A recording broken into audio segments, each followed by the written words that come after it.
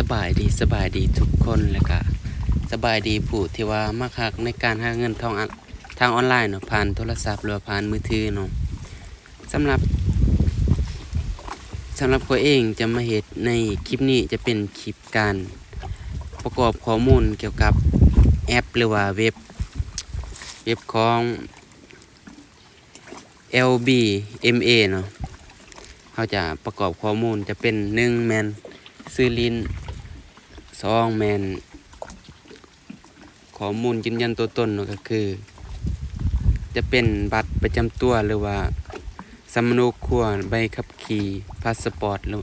สามารถยืนยันได้หมดเนาะต่อไปเราจะเข้าในวิธีขั้นตอนทำอิฐแม่นเฮากดบนคอยนี่เนาะ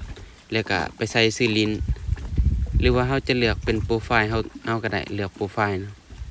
เราจะเลือกตามรูปข้างของเฮาเลยเนาะเราจะเลือกใส่รูปแล้วที่เราจะอยากใส่รูปเนาะว่าจะใส่รูปในใดก็ได้ห้องที่2มันใส่ชื่อจากนั้นก็กดบันทึกเนาะ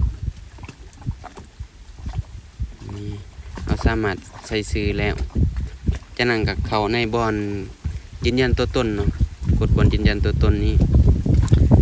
กดบอนยืนยันตัวตนแล้วก็ใส่ชื่อตามข้อมูลที่เรายืนยัน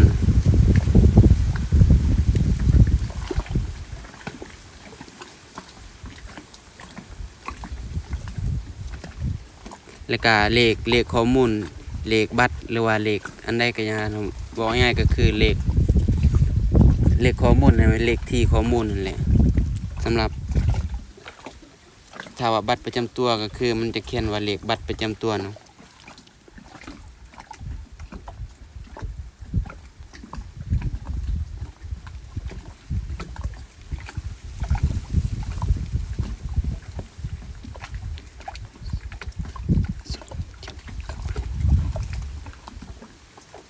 เราจะใส่แล้วก็ทำอิฐแม่นว่าหน้าบัตรประจำตัวของเราเนาะ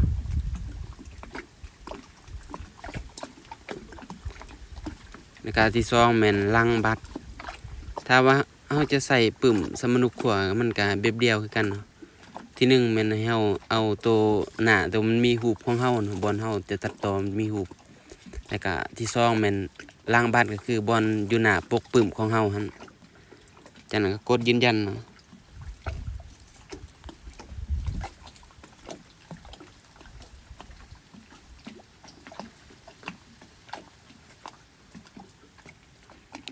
โอเคนะถือว่าสำเร็จใน